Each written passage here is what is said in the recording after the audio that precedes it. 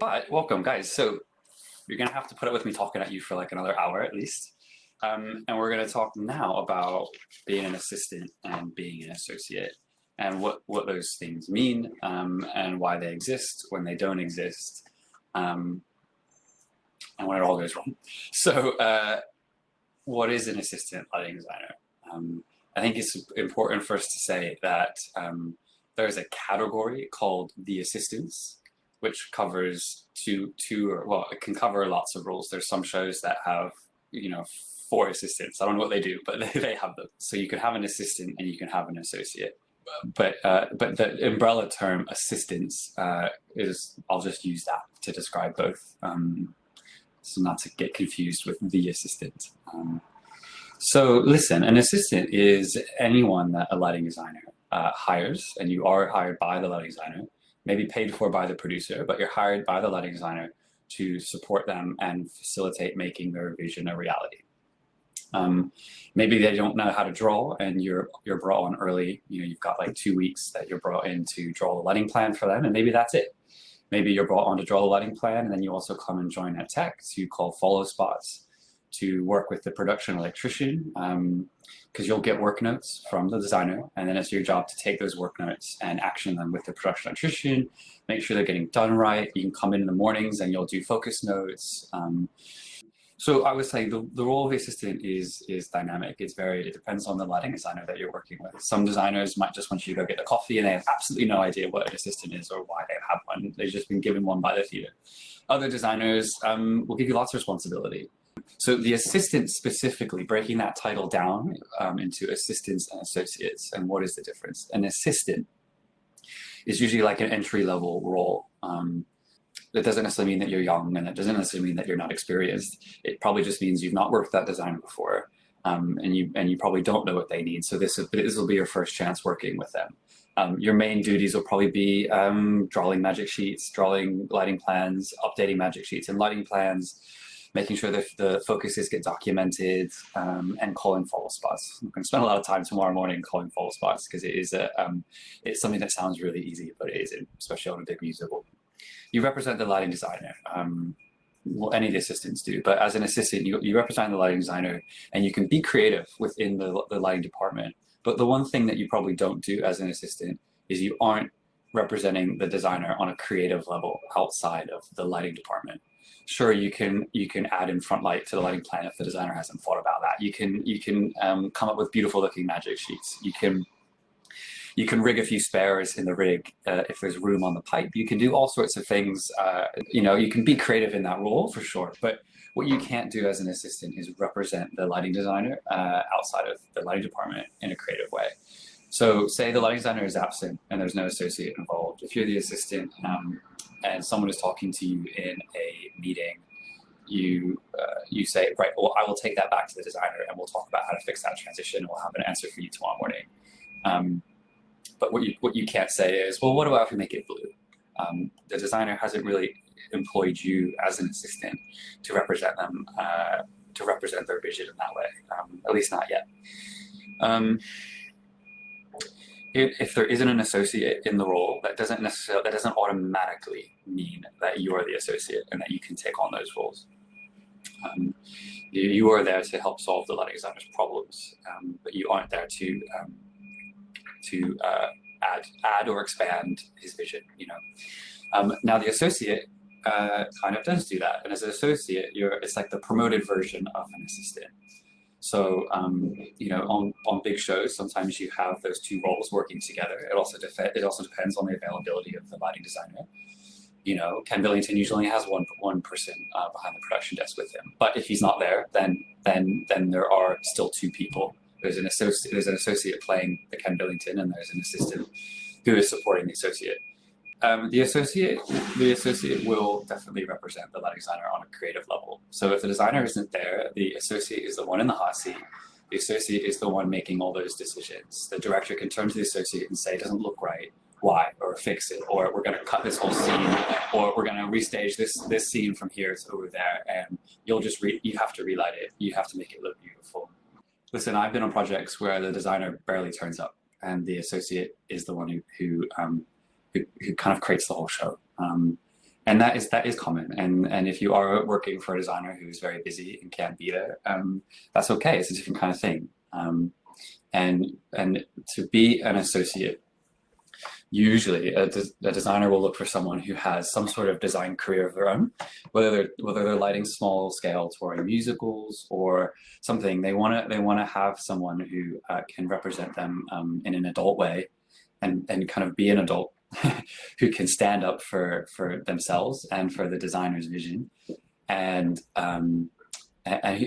by kind of demonstrating that you have a little design career of your own, you've had those conversations, you've had to stand up for yourself, you've had to fight electricians and production managers, and really, well, not fight, that's the wrong word, but you've had to push to get your way. And a designer wants to have someone like that representing them. And then have that experience of being a designer, because like I said, sometimes you're in the hot seat as the associate, to the point of I've actually known associates to collect royalties on some shows because they have had such an input into the show. So there's a real range there. But let me give you some examples, right? So I was telling you about my past and how I met Kim Billington and how I got to work my first job as an assistant. And what I did in that role was, it was the UK tour of Chicago the Musical. And we started in Bradford. And John DeMuse, the brilliant John DeMuse, the nicest man in show business, was the associate for Ken. So John would have worked with Ken in their office in New York, and they drew the show together. I mean, John probably drew most of the show, but Ken would have approved it.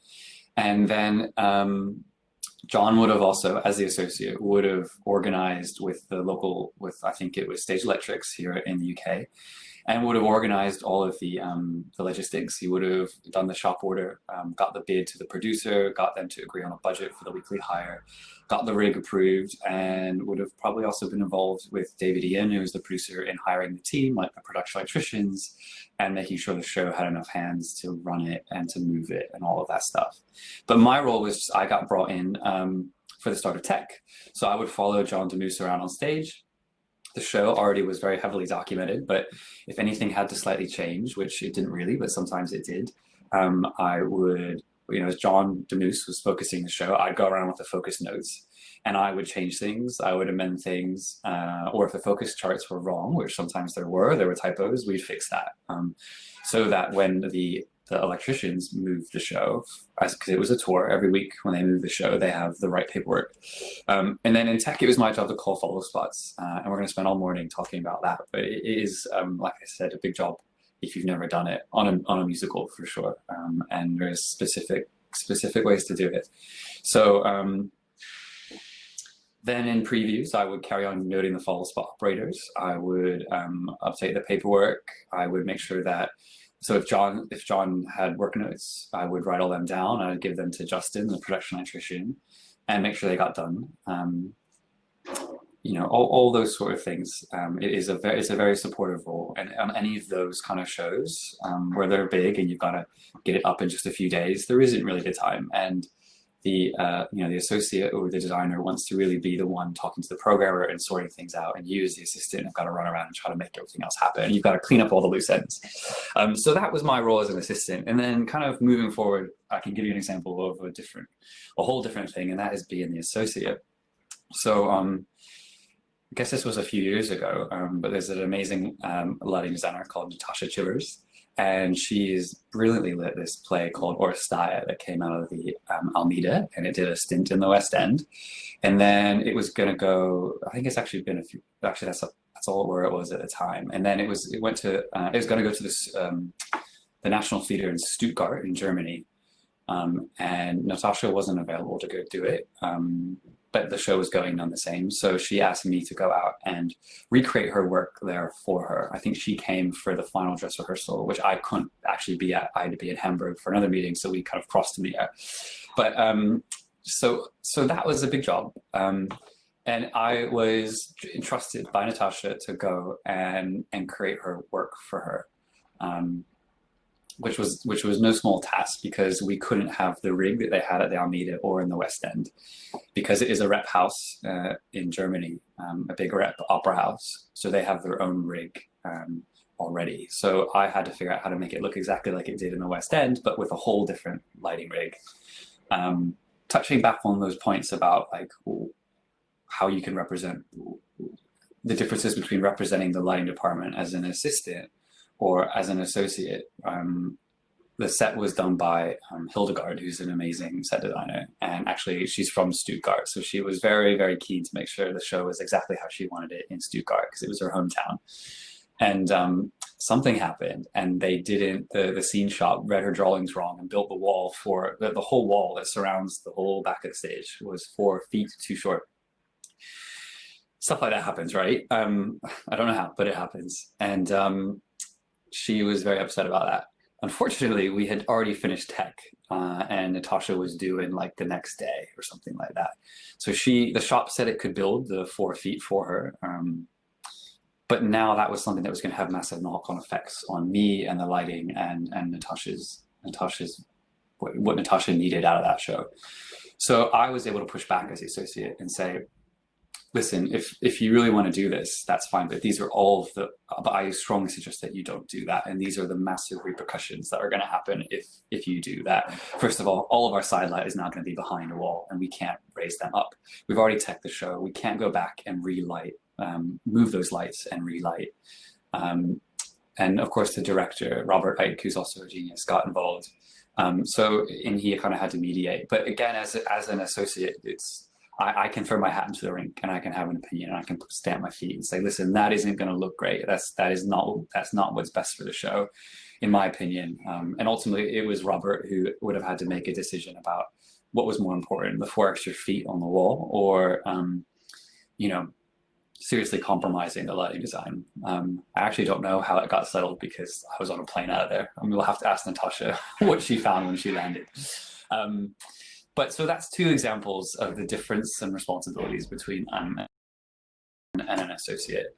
And the first 2 questions that you need to ask yourself when you get hired to do a job as anyone's assistant or associate is why? Why are you hiring me? Is it because the lighting designer can't be there? Is it because they just need you to call follow spots and update paperwork? Is it because the show is going to tour and they need you to just record everything, document everything, make sure it's all going to look brilliant and fantastic? Or is it because they don't know how to use Vectorworks and they need you to draw the plans, or they just don't have the time? So that's the most important question you have to ask, even if you've worked for that designer before, because it's always different, and that'll give you an idea on what tools you need to bring to the job, and what availability you need to ask for. Because that's the next thing. The second thing you need to always know is, when are you hired? Am I going to have a 2-week? Am I like a Broadway associate will get hired 8 or 12 weeks out of loaded, and they'll be working hard on all that paperwork. They'll be calling the scene shop. They'll be collaborating with the set design associate, with everyone else to make sure that everything's going to happen as it's supposed to happen.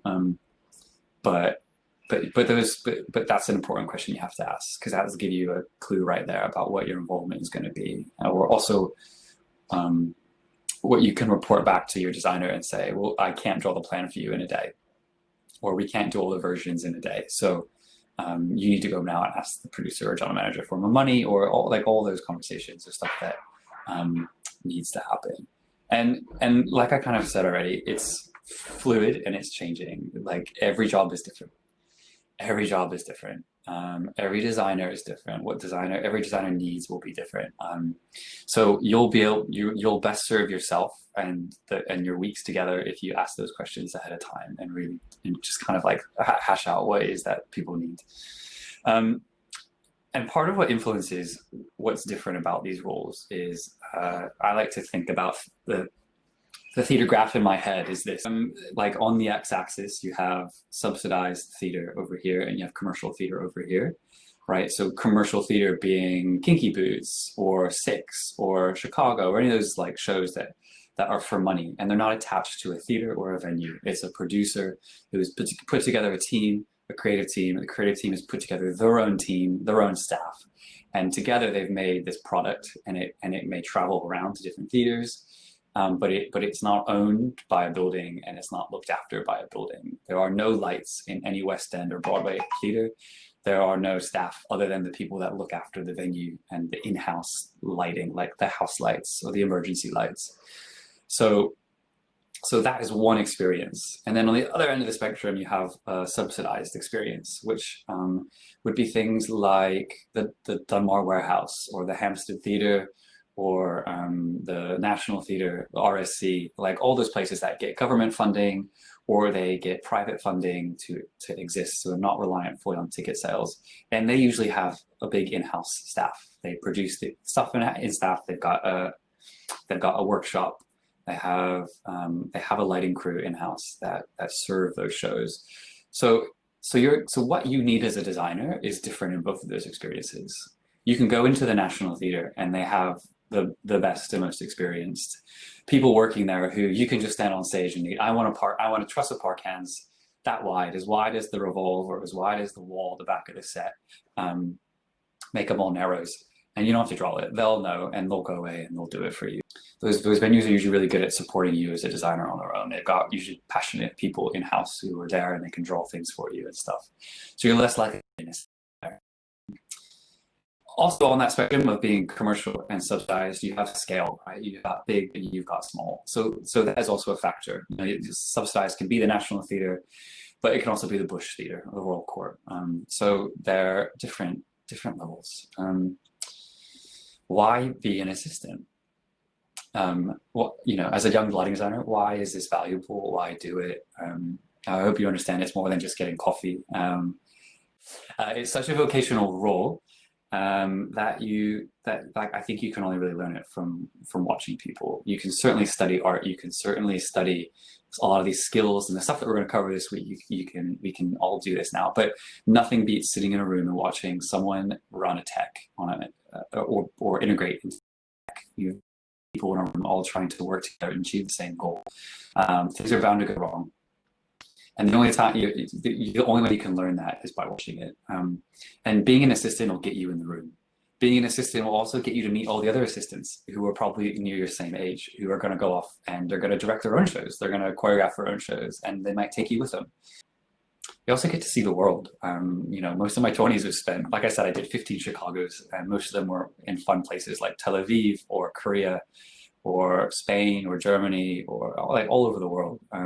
That I, of course, having 3 pennies to my name for most of my 20s, you can go out and see the world. You can spend 3 weeks or more in a place and make friends there and get to know the cast and get to see how Germans put on theater, get to see how the Japanese put on theater, and see the world and have a lot of fun. Anything you can do to get yourself in the room is exactly what you should be trying to do, even if it is cleaning lights. So in that folder, I've scanned quite a few things from her book about how to be, like the qualities of an associate. You can see lots of great people there, from Dawn Holder to Theron Musser to an amazing associate, Vivian Leone, to you know, Anthony Pearson, who's someone who's taught me how to, you know, taught me a lot. You can see lots of quotes there from them on what they think make a great assistant. You should read that in your own time, but you'll, as you go through, you'll probably see like one thing that is in common with a lot of those things, with all those things, is personality. Having a good personality is kind of crucial. Listen, I don't know if you've sat in tech for 2 months with a group of people, but if you haven't, let me tell you, you want to be surrounded by a group of good people. We can often be accused in this industry of employing only our friends. But this is kind of why. You want to have someone who has your back and can obviously can do the job. But you also really want to have people there because you're going to have every single meal, literally. If you're away doing a show in Madrid for a month for somebody, you're gonna have breakfast, lunch, and dinner with your programmer, with your associate, and with your assistant. So personality is kind of really important, and not being annoying and not being needy or you know, and being an adult as well. Here's the thing that I kind of realized later than some, maybe, I don't know, but it's certainly given me peace in life more than I had before. And that is this, like, theater is, our job as a designer is always solving a problem. Whether it's, here's the script, what's the lighting supposed to look like? That is a problem to solve. Or it is, that piece of scenery has to come through that wing, so the lighting ladder can't be there. Or how do you solve that problem? How do we still collaborate and get our way? Just solve problems. every single minute of every day. If you can get that in your head, that when you walk through that stage door every morning, you open the door and go, what's the big problem I'm going to solve today? Then you'll have the right attitude. That's something that you need to realize as an associate. So many people kind of lose their minds. They think it's supposed to be one way and then it isn't, and they sit there and moan and complain. But actually, just get out of the seat, leave the production desk, go up there, and solve it. That's your job, and that's why you've been employed. Because you're supposed to make your designer's job easier, not harder. Simple thing to understand, but I've actually seen so many instances or heard so many designers complain of diva assistants or people just not getting it. So really take that to heart, solve problems. Like I just said, don't be a diva. Listen, you're going to get notes from designers who are going to tell you how they want things to be done, or maybe something that you're not doing right as they see it. That's okay. Just take the note and do it. Say yes, and don't go, oh, I'm sorry, but I thought it was, just don't, like, that's a waste of air. It's a waste of time. Just go, right, yes, I'll go do that. I could do better. Or, okay, I see that now. You want it like this? Great. Yes, and don't sit there and you don't need to defend yourself, because actually no one cares. Just get on with it and do the job. And if you are confused, then maybe talk about it at a dinner break or a lunch break where you're all sat there having a glass of wine. That's the time to bring that up. Speaking of wine, another good quality of being a good assistant is your ability to find food.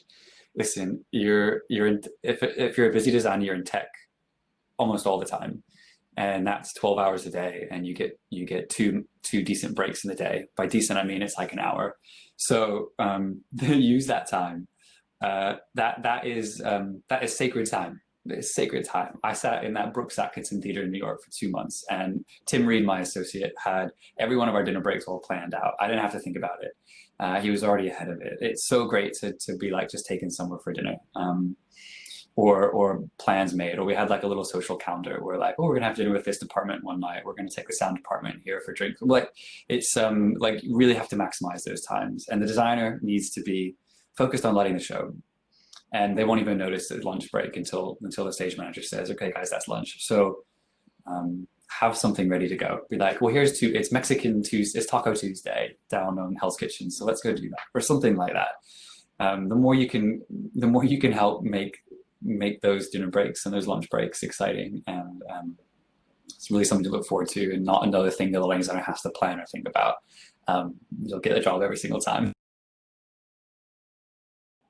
Another thing, look professional. Ken Billington always says, if you want to work on $1 million musical, you got to look like $1 million. Now, you don't have to actually look like $1 million, but understand that you're working for a producer that probably drives a fancy car and has a big house. So, don't turn up in ripped jeans and a t-shirt. That's not to say you have to wear a 3-piece suit. Sidebar, I did actually have someone on my team once who did wear an actual 3-piece suit with a pocket square and everything, and it was very awkward. So don't do that. But just, maybe just wear something with a collar and just look presentable. It's not about being sexy. It's not about anything like that. It really is just looking a little bit decent is another way of asking for respect, which is important, especially, when you're in a theater environment where you have to meet so many people so fast. There's 80 people working on a show. You're going to meet automation 1, 2, and 3. You're going to meet the flyman. You're going to take all these names. It's just another way to make a nice, good first impression, because you're going to have to rely on a lot of first impressions to get you through tech. So I have 3 little rules. The first one is for the Harry Potter fans out there. There is help for those at Hogwarts who ask for it. There's a little Dumbledore quote. There's always help if you ask for it. And it is much better to ask for help than to mess up and have not asked for help, right? Listen, theater is like, it's a beautiful community full of people. Even the grumpiest of stage technicians, right? They actually could be making a lot more money working in film or TV or putting on car shows or stuff like that. So everyone really is in theater because they love it. And if you can tap into that, and if you can get over your pride a little bit and you can ask questions, then you're gonna go far. And it's a great way to win people over as well. Don't be afraid to ask questions. Honestly, seriously, don't. I see so many people who want to pretend like they know everything. Don't do that. Having confidence is good. Trying to earn people's trust is good. That's necessary. But don't feel like you have to walk into the room and know everything at all, because it will actually stunt your growth and development. People are willing to share. Now, on that note, please know that it's important when to ask questions and how you ask questions. It's not other people's job to do their work for you. And the best time to ask questions is on breaks or when people aren't stressed out, obviously. So have some tact. Second little Tim rule, always own a mistake. Again, this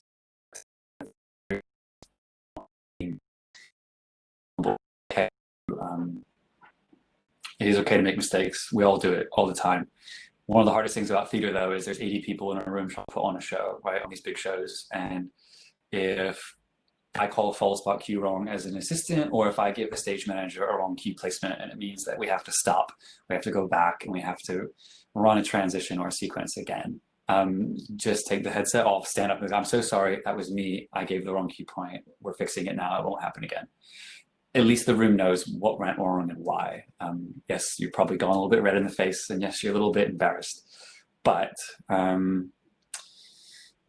it's important. It's important, and it's necessary for everyone to move forward. And people respect it. Listen, everyone messes up. We see it all the time, massively, and I mean like expensively as well.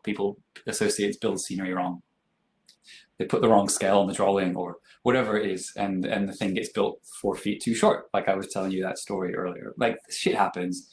People just have to acknowledge it. And in theater, like, you know, we're all very practical people in theater. Everyone wants to just move forward and solve the problem and get the show on and get to the pub. So just help yourself out and own a mistake. Always be on time. The thing about theater is you honestly can turn up in any state. If you woke up in some ensemble members digs from a night out the night before, and you turn up in the same clothes and you're really hungover, like that's one thing, but just get there. Just be in the room. Theater can't happen unless everyone's in the room, even if you are just sat there. You know, I guess actors have it the worst. In a rehearsal, they sit there and they have to wait all day to rehearse their 2 lines, right? And it is annoying, and you might feel like, well, you know, I'm just watching people hang lights. But be there. Just be there and be involved and feign interest if you have to. But it's about earning trust. Moving on, what you shouldn't do is shop for jobs. You are there as an assistant to support a lighting designer. You are not there to get your next job. And I have heard about people getting fired over things like this. Don't do that. It doesn't represent yourself well to another lighting designer. First of all, now saying that, listen, as a young designer, you are there and you are trying to sell yourself, improve yourself, but just do that by doing a good job and supporting your designer, and let that be the thing that the other assistants and the other associates in the room see. And then they'll hire you, okay? But you don't need to be flirting with the associate director or the director, you know? And if you do it at the pub. And also, don't be on your phone the whole time. I shouldn't have to say that, but don't be on your phone the whole time. Feign interest. You should be interested. Load-ins are boring and fascinating all at the same time. Walk around and get interested in what's happening. The tools, right? A laptop. That's what you need. You absolutely need a laptop. Can't argue with that. A lot of people have Mac, but you know, Windows is cool too. I have a Mac. I don't know. I'm biased. Camera. Listen, having a digital SLR Canon camera is great if you want to document moving lights in a show or conventional focuses. Do you need it to start out? No, I didn't. A lot of designers will have a camera. Or a programmer will have a camera, but it should also be something you're thinking about and making sure that someone does it if you're going to be there and document all that stuff. Another important camera to have that I find really valuable is a GoPro. It's perfect for a rehearsal room because it does those wide angles. So you can put your GoPro on the little desk or on a music stand or something at the front of the rehearsal and record the whole thing. So that you can have that at the tech table to go through and figure out calling the false spots. You can look ahead, remember the blocking. The designer can write cue lists and cue sheets and stuff off that.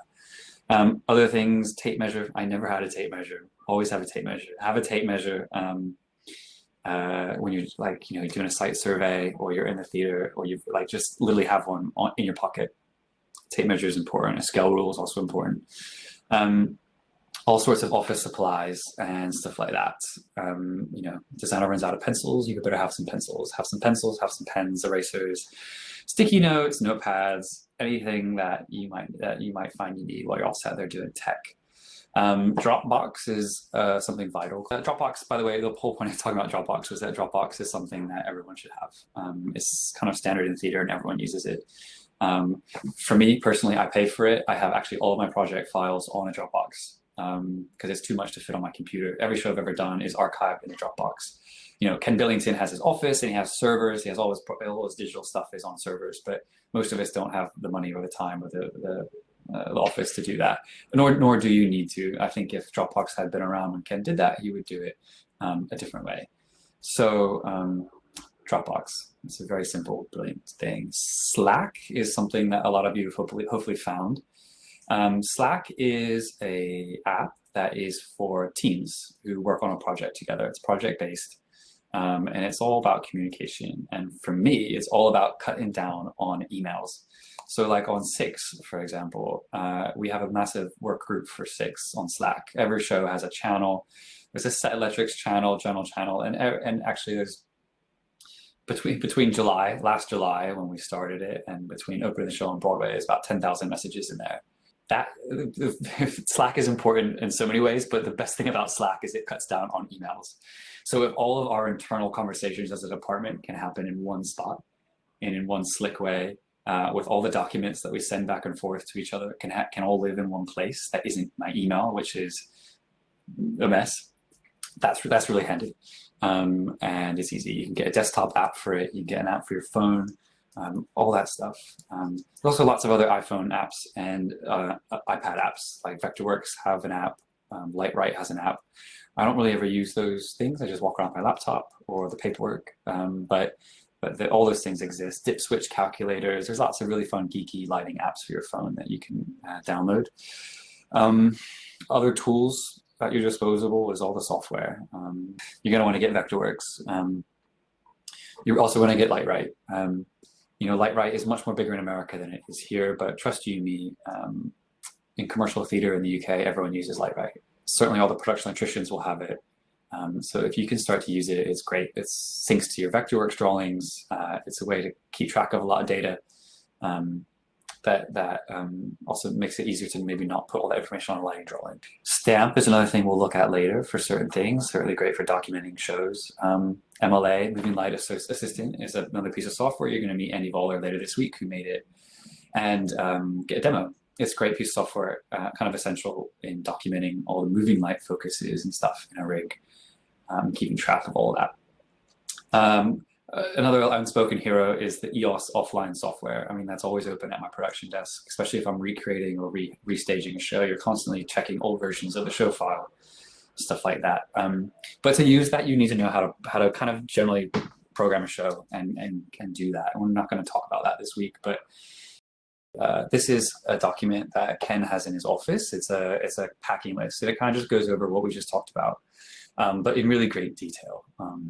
This is a guide. It's not something that you absolutely have to have, but you can see, there's a production. So in the production books, you'll have like magic sheets, instrument schedules, channel hookups, focus charts, follow spots, yada, yada, yada, yada, yada, yada, the lighting plans, the lighting section, a shop order.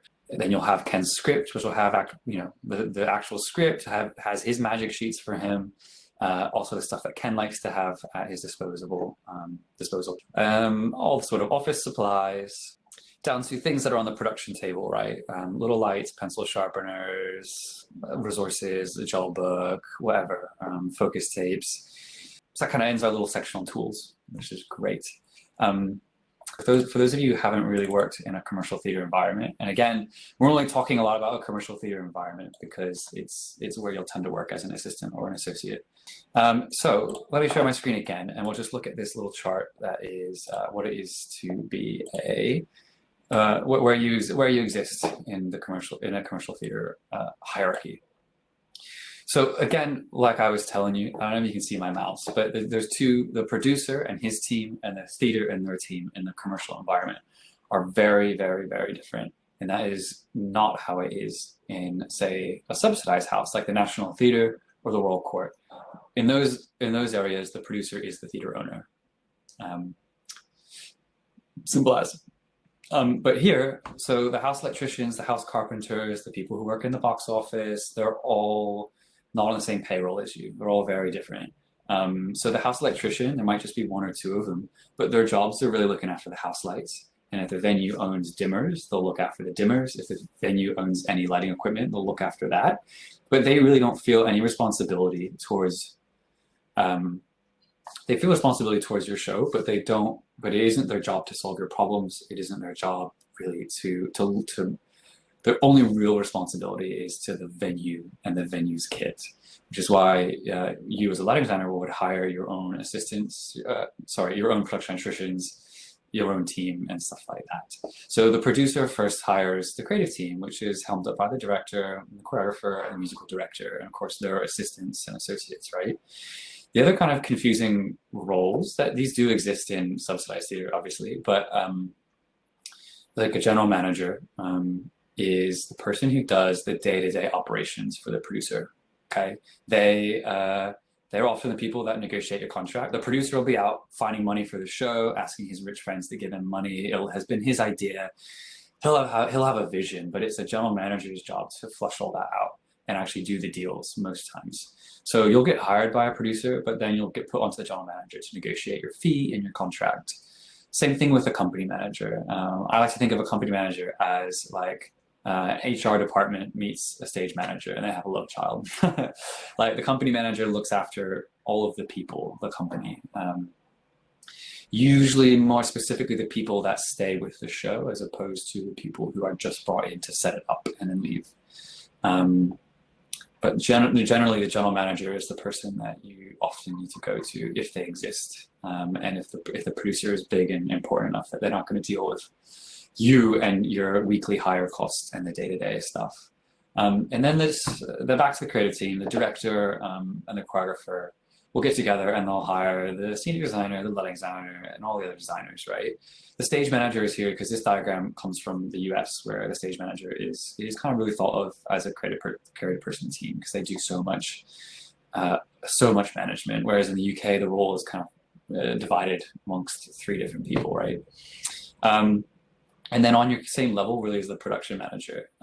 You do a lot of times get production managers who feel like maybe their whole job is to appease the producer and you just have to work around their budget. But don't forget to kind of challenge that sometimes and say to the production manager, listen, we actually we're all here to make this show happen. It really is your job. The production manager's real job is to manage all of the design team and facilitate their vision, their creation, and whether or not it's practical or not. And they'll manage budgets, and they may tell you no because of the budget, but you can also push back and say, well, then we all need to have a roundtable decision because if the set designer is allowed to have that psych, then I need to have the money to hire the kit to light it properly. So don't be afraid to push back sometimes at those production managers. And then, of course, you have all the assistants and associates below that, and the production manager will have a technical director who will help them with some more technically focused stuff, and the carpenters and the flymen and the automation departments and stuff which aren't on this page. Cool. So that's like a rough breakdown of the team that you will come to in a commercial center.